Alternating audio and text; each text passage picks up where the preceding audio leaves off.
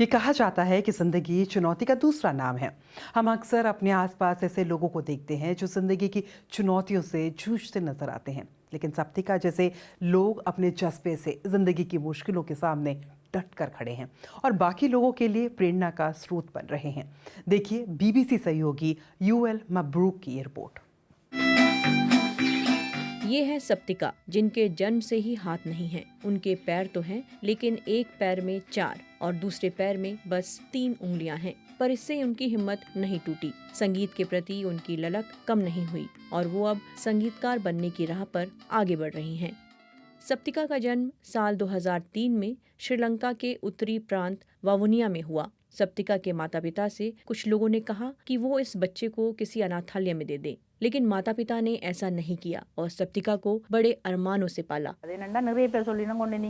मुझसे कहा गया कि हम इस बच्चे को पाल नहीं पाएंगे। कहा गया कि इसे अनाथालय में दे दो, लेकिन मैंने किसी की नहीं सुनी। सप्तिका अपने माता पिता की उम्मीदों पर खरी उतरी।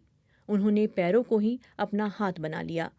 पैरों से लिखकर ही सप्तिका ने 20 साल की उम्र में 12वीं की परीक्षा दी, जिसका रिजल्ट आने ही वाला है।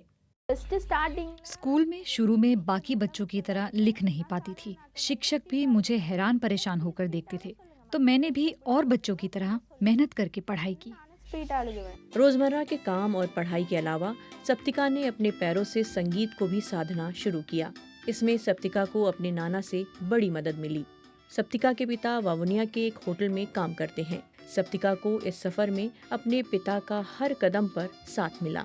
जब वो छोटी थी मुझे उसकी बहुत चिंता होती थी, लेकिन अब मैं बहुत खुश हूँ और गर्व महसूस करता हूँ कि मेरी बेटी अपनी क्लास के बच्चों से पढ़ाई लिखाई और संगीत में बहुत आगे बढ़ गई है। सप्तिका को गाने का भी शौक है। उन्होंने कई गीत लिखे हैं, उन्हें संगीत दिया है और स्वरबद्ध भी किया है। वो संगीतकार बनकर अपनी अलग पहचान बनाना चाहती हैं।